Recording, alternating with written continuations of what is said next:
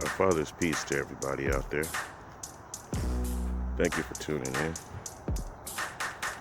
Wanted to have a quick discussion about growing above ground.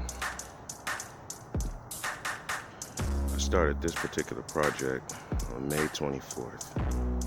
It's been 4 months now, and I've gone through a couple of cycles. So we're gonna go through these 3 sections and I'll give you a backstory. Starting here, it's a Boston fern to the left. The second pot, the big brown pot, did have some sweet corn seeds in it. The sweet corn seeds never did sprout. I didn't see them sprout. If you look over to the right, there's a black pot and a green pot. They had tomato seeds in them. I never saw those seeds sprout either. At the time, the platform was over there, May 24th. Stayed there for about 2 months. Nothing ever happened. And as you can see, there's not a lot of sunlight over there. Trees, right? So that's why I did move to this new location. Meanwhile,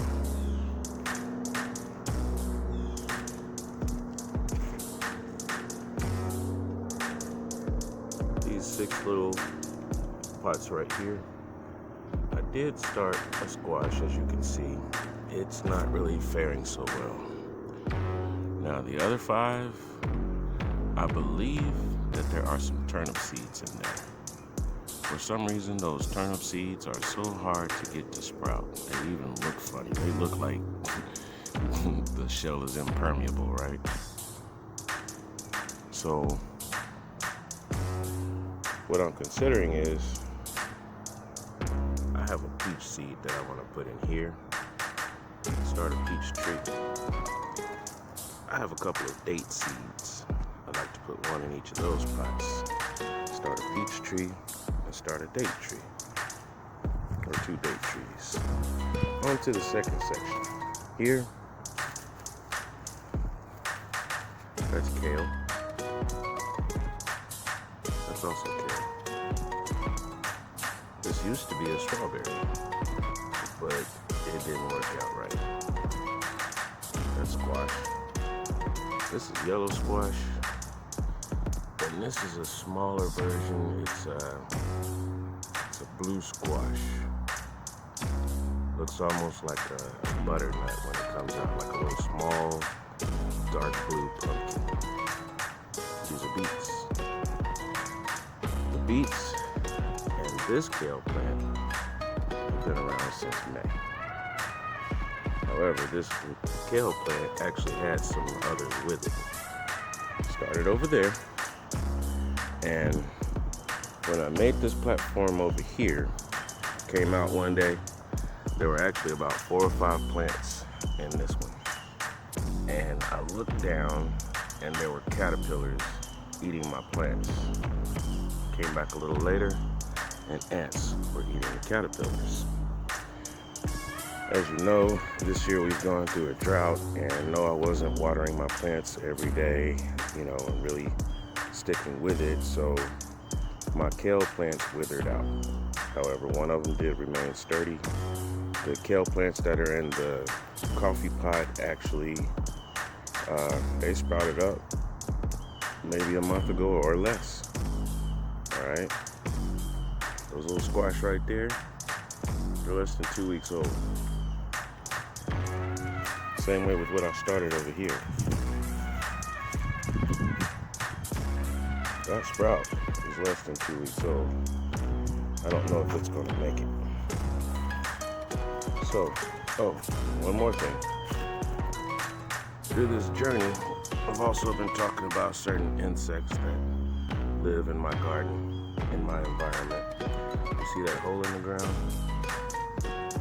From what people call mud daubers. There's a specific blue mud dauber that lives around my house. It eats spiders. Well, it doesn't eat them. It kills them and then plants its eggs into it so that its larva can eat the spider.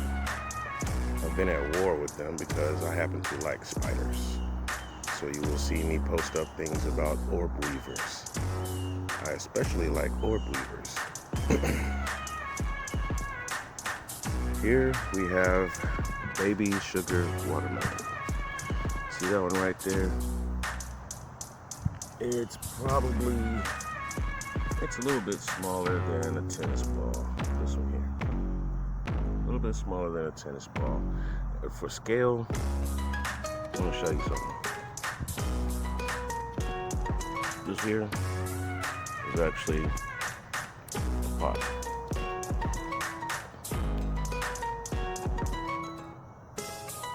Same here.